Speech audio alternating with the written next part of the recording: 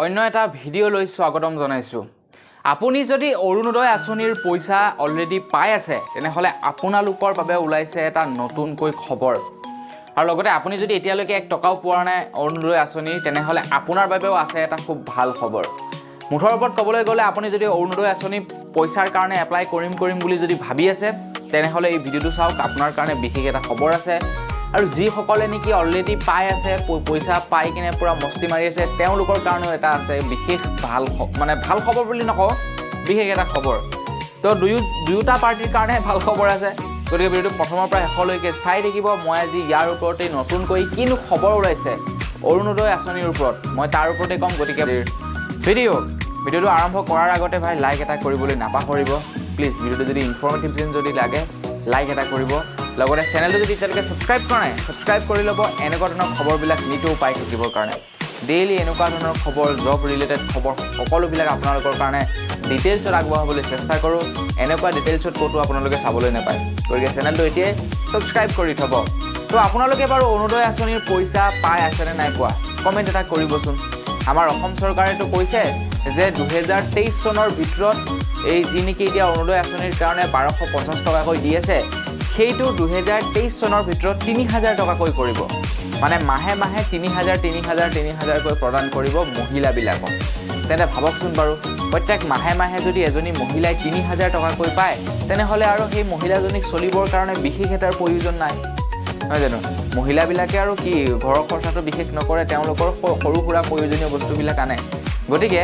মহিলাসকলক অৰুণোদয় আঁচনিৰ পইচা 3000 টকাকৈ 23 চনৰ ভিতৰত দিব বুলি কৈছে সেইটো বাৰু পাছৰ কথা কিন্তু মেইন কথাটো আহিছে যে যিসকলে অৰুণোদয় আঁচনিৰ পইচা অলৰেডি পাই আছে তেওঁলোকৰ বাবে এটা বেয়া খবৰ ওলাইছে মন্ত্ৰী হিমন্ত বিশ্ব শৰ্মাদেৱে কৈছে যে অহা মাহৰ 7 জুলাই তাৰিখৰ পৰা এইটো হৈছে জুন মাহ অহা মাহৰ 7 জুলাই তাৰিখৰে পৰা অৰুণোদয় আঁচনিৰ সাৰ্ভে চলিব মন্ত্ৰী হিমন্ত বিশ্ব শৰ্মাদেৱে কৈছে কিন্তু অৰুণোদয় আঁচনিৰ সাৰ্ভে চলিব সাৰ্ভেত কি কৰিব সাৰ্ভেত আপোনাৰ ডকুমেণ্ট চেকআপ কৰিব নথিপত্ৰ চেকআপ কৰিব যে সঁচাকৈ আপুনি পইচাটো পাইছেনে আপুনি যে পইচাটো পাইছে তেনেহলে আপুনি পইচাটো পোৱাৰ যোগ্য হয় নে নহয় নে আপোনাৰ চাকৰি বাকৰি আছে নেকি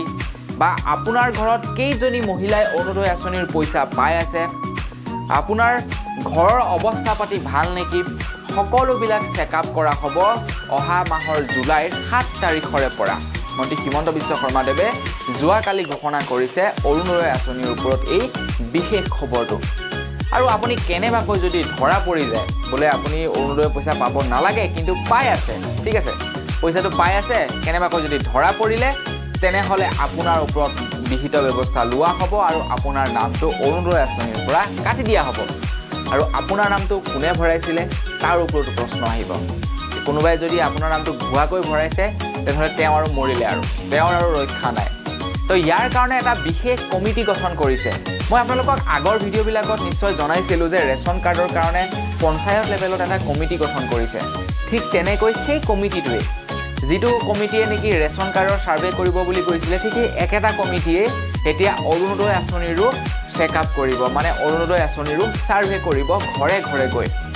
আপুনি যদি পাব নালাগে যদি পাই আছে তেনেহলে আপোনাৰ নাম কাটি দিয়া হ'ব আৰু আপুনি যদি উপযুক্ত ধৰি লওক আপুনি পাব লাগে তেনেহলে আপোনাৰ ঘৰত এখন ফলক মাৰি থৈ আহিব অৰুণোদয় হিতাধিকাৰী বুলি কি ফলক মাৰে আৰু মই বিশেষ এটা নাজানো কিন্তু মন্ত্ৰী হিমন্ত বিশ্ব শৰ্মাদেৱে কৈছে যে যিসকলে প্ৰকৃততে অৰুণোদয় আঁচনিৰ পইচা পাব লাগে তেওঁলোকৰ ঘৰৰ আগফালে এখন সাইনবোৰ্ড মাৰি থৈ আহিব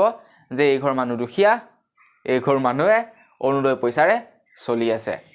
বুজি পালে কথাটো তো এতিয়া কওঁ যে কি যিসকলে নেকি এতিয়ালৈকে পইচা পোৱা নাই তো তেওঁলোকৰ কি লাভ হ'ব তেওঁলোকৰতো লাভৰ কথা আছে ন তো এইখিনিতে আৰু এটা কথা উল্লেখ কৰিছে যে যিসকলে নেকি এতিয়ালৈকে পইচা পোৱা নাই তো সেইবিলাকৰো সাৰ্ভে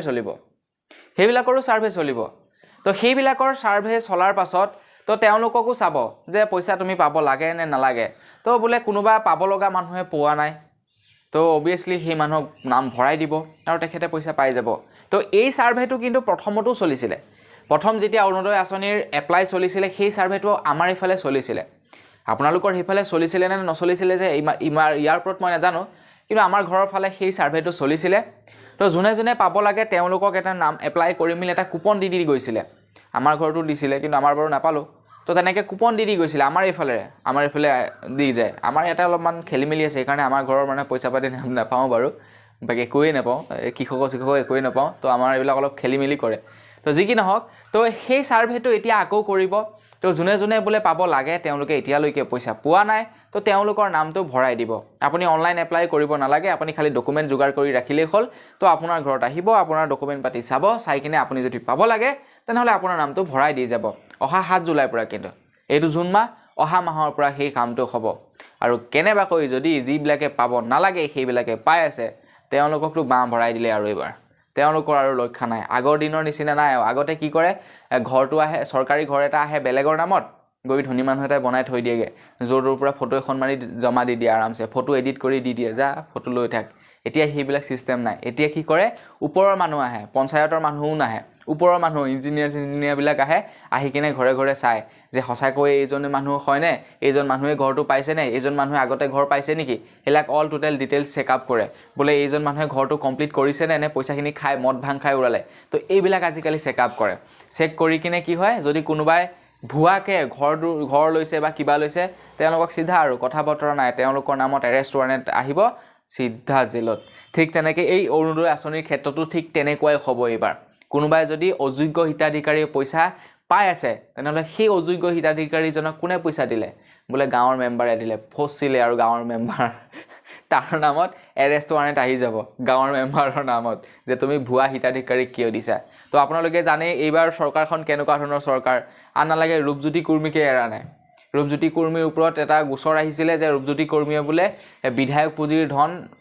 বেয়া কামত ইউজ কৰিছে তো তেওঁৰ ওপৰতো ছাৰ্ভে চলিলেগৈ গৈ যে ৰূপজ্যোতি কুৰ্মীয়ে পইচাবিলাক সঠিকভাৱে ইউজ কৰিছে নে নাই কৰা মুঠতে এইবাৰ চৰকাৰ সাংঘাতিক চৰকাৰ একদম এইবিলাকৰ ক্ষেত্ৰত মানে বিৰাট চোকা তো সেইকাৰণে আপোনালোকে বাচি থাকিব আৰু আপোনালোকে যদি পাব লাগে আৰু এতিয়ালৈকে যদি পোৱা নাই চিন্তা নকৰিব অহা জুলাই মাহৰ পৰা যি ছাৰ্ভে হ'ব বুলি কৈছে সেই ছাৰ্ভেৰ মতে মোৰ আইডিয়া আপোনালোকে পাই যাব লাগে তো আজিৰ ভিডিঅ' জনাবলগীয়া ইনফৰমেশ্যন এনেকুৱা ইমানে আছিলে কেনেকুৱা লাগিলে ইনফৰমেশ্যনটোৰ বিষয়ে জানি কমেণ্ট কৰি জনাব যদি ভাল লাগিলে লাইক এটা কৰিব চেনেল যদি ছাবস্ক্ৰাইব কৰা নাই ছাবস্ক্ৰাইব কৰি ল'ব পুনৰ এটা ভিডিঅ' লগ পোৱাৰ আশাৰে আজিলৈ বিদায় মাগিছোঁ ধন্যবাদ জয় অসম